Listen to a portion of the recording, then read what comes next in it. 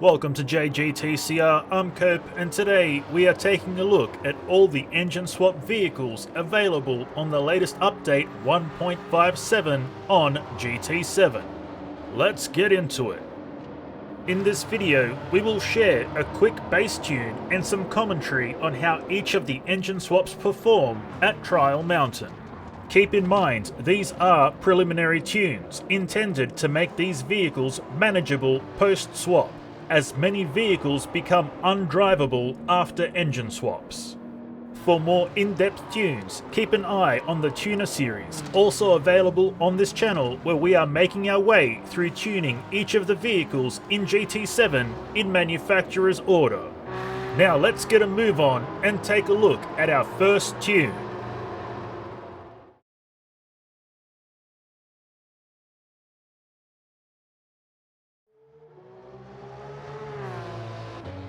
The BMW M2 Competition with the engine swap is more than likely the most stable out of the bunch in update 1.57.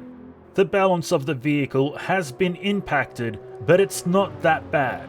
It can still be driven well, it's just a bit loose and wriggly on the tail end. The handling does seem to show quite a bit of understeer. However, it is a sacrifice we have to make to keep the tail end in check, as understeer becomes an issue. If we back off about 2 to 5%, we regain control and understeer disappears. The power and power delivery is considerably aggressive and should be managed with throttle modulation. When wheel spin and slides do occur, it may seem as though we have good control. However, it does have a nasty bite that can catch us by surprise. As such, it's best to minimize any drifting and reel in any traction loss as quickly as possible. Aside from this issue, the M2 is rather stable when dialed in and can easily be considered the most well-rounded swap of the bunch. On to the next one.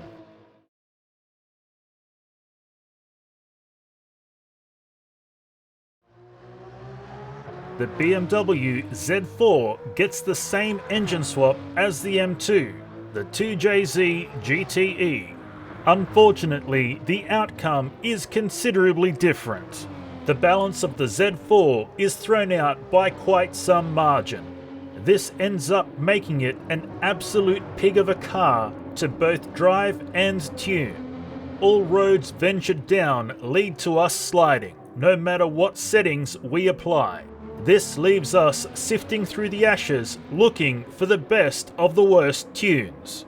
At the end of the day, the Z4 just does not agree with the engine swap. And with the balance this far out, it's difficult to find stability. A deeper dive is definitely needed, but this is what we managed to put together in the 10 minutes of tuning. It's better than what it was, but it's not that good. The handling is okay, as long as we manage our inputs vigilantly. We must be gentle on throttle and braking or risk sliding. Due to the power to weight ratio, power and power delivery is excessively aggressive. The wheel spin, of course, causes slides.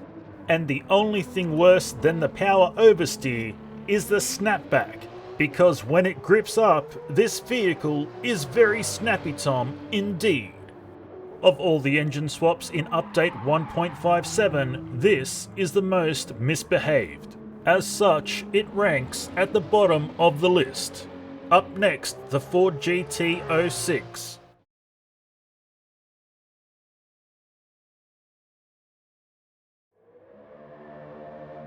There is a lot of power available to us after doing this engine swap.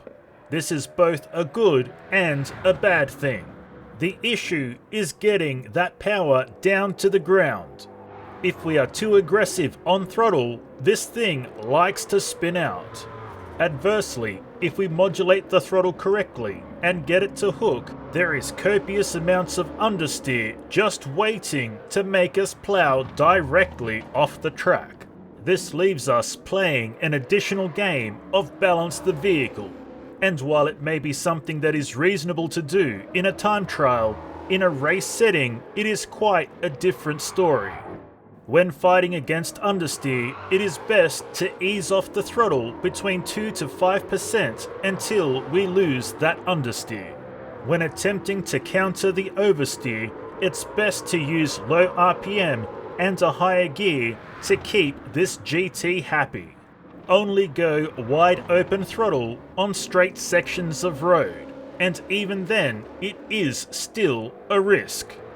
The balance of the Ford GT does seem quite awkward. It appears to lead with the tail, and this can have a detrimental impact to the drive feel. The Ford GT with the engine swap is fast. Unfortunately, it is also very moody. This does make it a challenging drive, but also a rewarding one when we pull it off. Next up, we have the Ford GT17.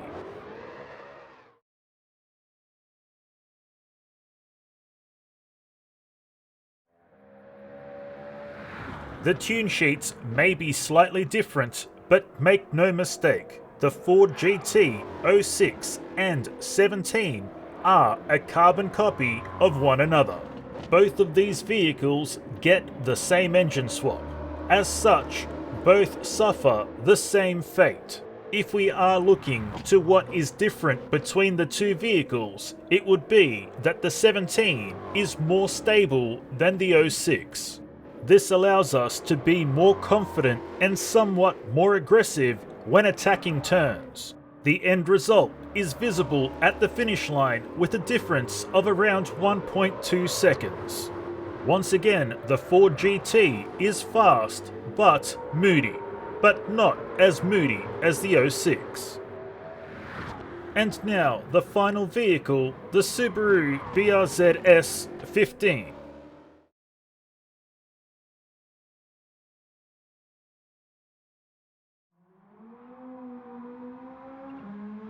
For some reason, this Subaru seems to not have only taken the engine from the rally car, but also the suspension.